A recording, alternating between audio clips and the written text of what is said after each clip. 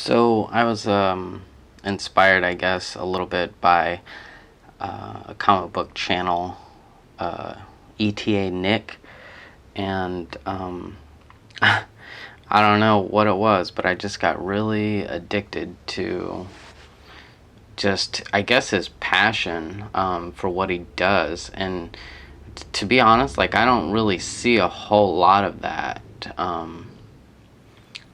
anymore on YouTube. And if you're at all into comic books, especially the older stuff, he's got a lot of older stuff, then I would head on over there and check out his collection videos. He's videotaping to catalog his collection, and I just get a lot of satisfaction watching him go through his issues and really appreciating the artwork. And he seems like a true comic book lover, basically. And yeah, I get a lot of satisfaction out of his close-ups. He takes a closer look at certain issues that have high grades, or he just really loves the artwork.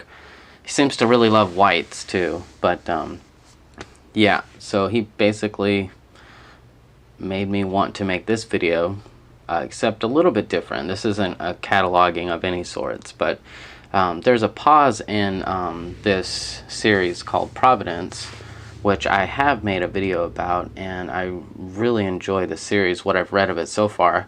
I have not completed the 6 issues that are out right now, but I plan on doing that over the next few days and getting all caught up. So there's 6 issues out, and there's a bit of a break going on in the publishing of them. There's 12 altogether, and so there's 6 out right now. So I really highly recommend going out or going online and ordering these. Some comic book stores will be able to order them in, but if you want all of the variants and whatnot, then you would most likely have to order directly from Avatar, the publisher, who published a lot of cool stuff. So basically, this is... I'm a little disappointed that more people aren't interested in Providence. I think it's going to take off, and I think a lot of people are going to regret not paying attention to this series as it progresses. So what I wanted to do was put out another video, not necessarily talking about what happens in the books, because I think it's very difficult to do that without spoiling certain things. Like in issue 6, the last issue to come out, there is a very controversial thing that happens in it, so hopefully that gets it a little bit more attention. So without any further ado, I guess I'll take this time to talk a little bit about the 6 issues and all of their variants, to give you a closer look, so to speak. Here is the Weird Pulp edition.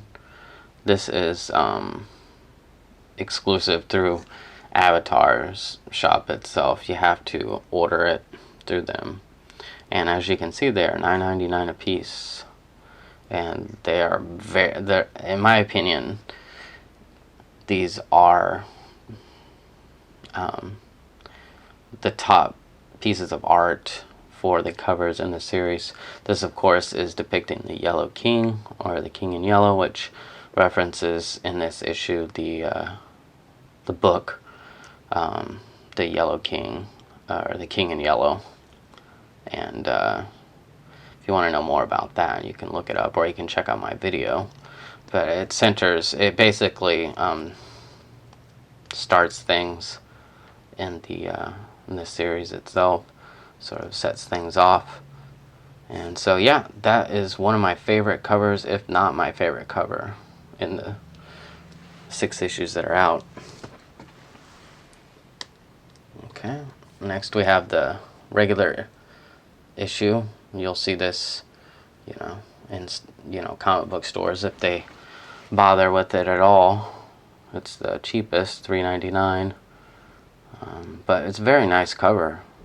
Usually with the regular issues, you don't see, good art on the standard issue. But I happen to like this one quite a bit. The shadow, the detail.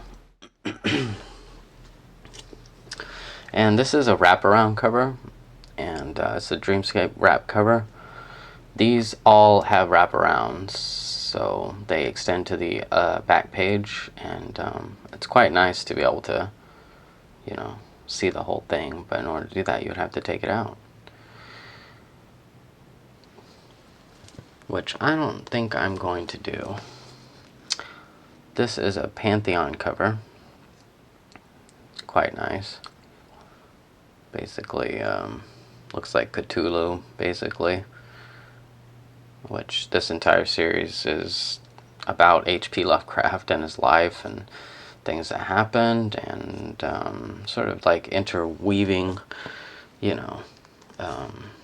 stories that he wrote, characters and events in his life, places that he'd been. Here's a portrait cover. And all of these covers have to do with things and people within the series itself, if not the issue. This is the Women of H.P. Lovecraft cover. So you have one cover dedicated to different women throughout the series. And this one, the tome, which actually says right there, 1 of 12 ancient tome, which is just basically the first regular cover issue with this nice little bevel type thing going on, border. It looks nice. When I first saw it, I thought it was going to be like you would, it would be cut out, and you would be able, it would be like nice thick, but it's not. It's just standard paper. I think they should have gone that route, in my opinion, to make these worth the $5 price tag, I guess. So, and that's it for the issue 1 stuff. Now we'll move on to 2. Again, we have the pulp, weird pulp, $9.99 cover. I wasn't sure how many issues they were going to do of these, but I guess they did well enough to just keep doing, because they did them for all 6 issues so far, which is nice. I like them. I'm not a big fan of this one, and you can see here the regular cover went up $1 from the previous issue 1.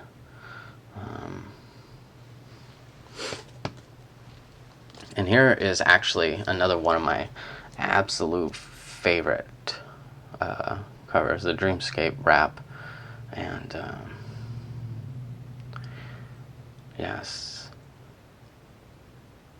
it's a nice dreamscape at night with the boat flying through the night sky over the water there. Nice purple sky, big moon. We have the strange Pantheon cover, which is depicting actually a scene in the book. Again, most of these do reference things fairly accurately and sort of have hidden meanings sometimes. But yeah, there is a scene in a cave in issue 2, which is actually quite exhilarating. And then we have yet another scene from the issue. Portrait cover, $4.99.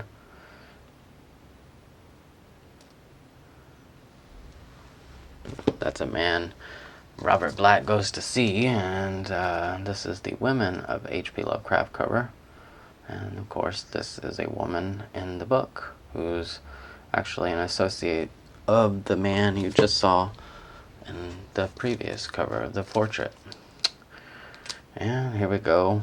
The tome covers, as we go along, it's kind of like, what's the point of these?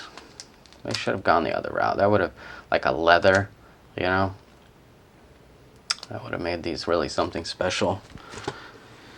But alas. Moving on to issue 3. As soon as I can fit them all in my hand properly.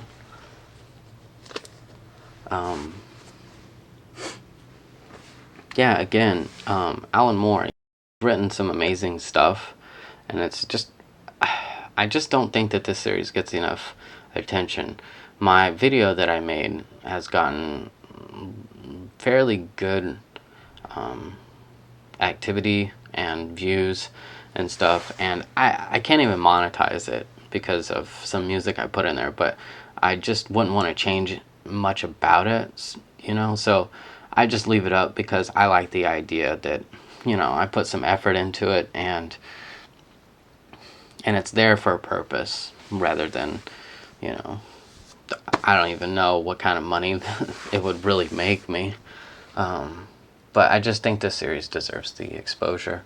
And so, you know, while, yeah, you can look up these online and get a higher resolution scan, you know, I thought I'd post another video about it. There's not many videos even talking about this series. If you do a YouTube search, there's very few. This is a decent weird pulp cover. I like the gore there. And again, these regular covers are nothing to shrug your shoulders at, but of course the $4.99 price tag is I think most comics are like $3.99 now. But they don't really seem to rob you of, you know, immersing you into the world, you know, with these regular covers, which I appreciate, even though I'm getting them all, just because there's 12 issues, and I feel comfortable getting all of the variants for a 12-issue run. Here we are with another Dreamscape wraparound, getting quite gory. It's a big battle scene. Lots of blood. All of the Dreamscapes are quite good.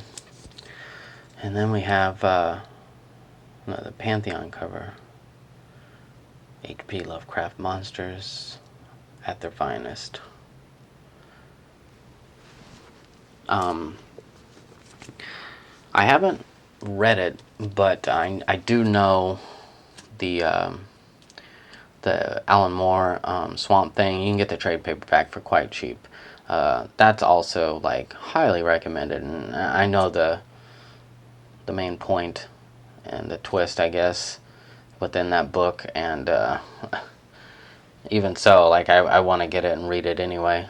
But yeah, you should definitely check out. Alan Moore is very underrated in my opinion. He's also friends with Neil Gaiman, who did The Sandman. Very good friends, actually. Portrait cover, again. And they're two of the best comic book writers out there, with Sandman and all of the stuff that Alan Moore has done, especially in the comic book arena, of course. Neil Gaiman. I was watching this thing with Alan Moore, and basically, you know, Neil Gaiman read Swamp Thing, and basically got him interested in writing for comics, and therefore, after he read Swamp Thing, he went on to write Sandman, which is considered one of the greatest comic series ever. So that's it for number 3. And we'll move on to issue 4.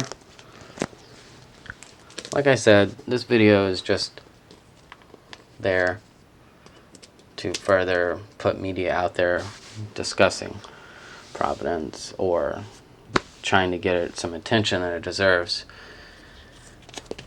Here we are, my favorites, the weird pulps. I mean, they better be my favorite for $9.99. I mean, jeez, like, Very mysterious cover there.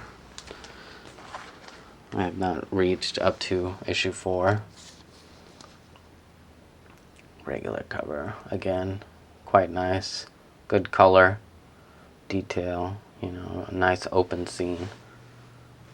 Really builds mood, you know, whet your appetite. Oh, look at this wonderful Dreamscape cover. My apologies for not opening it up and spreading it apart, but this is the closer look. Pantheon cover. You can see something sort of transforming, so to speak. You can tell even in the covers that, like, you know, there's a sense of revealing, you know, going along in the story along to match these covers. This one was actually quite good. Look at the blood, the red and the black. I love that.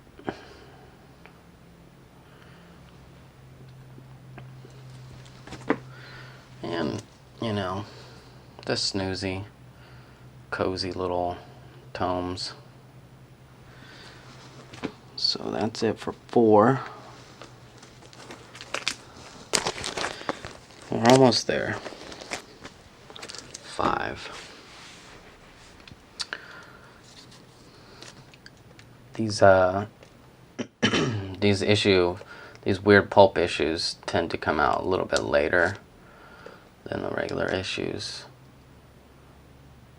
which it always kind of worries me. I'm like, is it gonna come out? When is it gonna come out? This is also quite nice too. This house in the woods. It's winter time. Like, I wish I could live there and just have a fire. But yeah, lots of black on all these covers. Very dark colors. Dreamscape cover here. Not exactly the most impressive one, but certainly curious with all the cats. And it's interesting because this Pantheon cover is probably one of my favorite Pantheon covers. Look at all that red, deep dark red. Monstrous.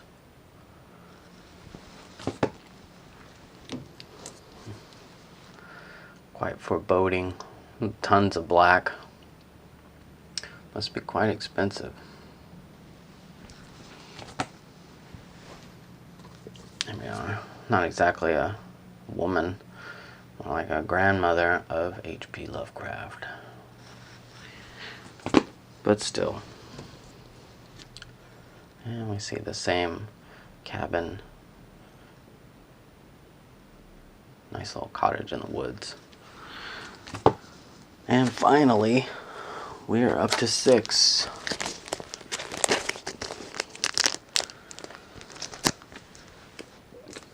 This is an amazing cover here. You can see the nebula gases and whatnot, and some very strange, creepy figure over a man laying on his what appears to be his deathbed. We are at 6.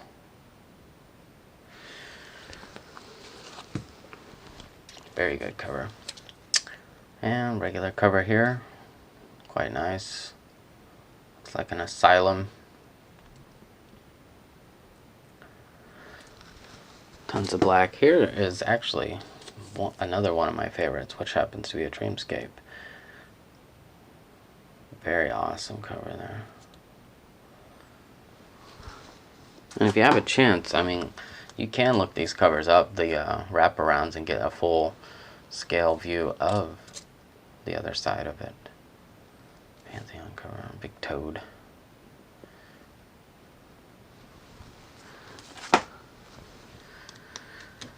Portrait cover. Got some autopsies or something going on.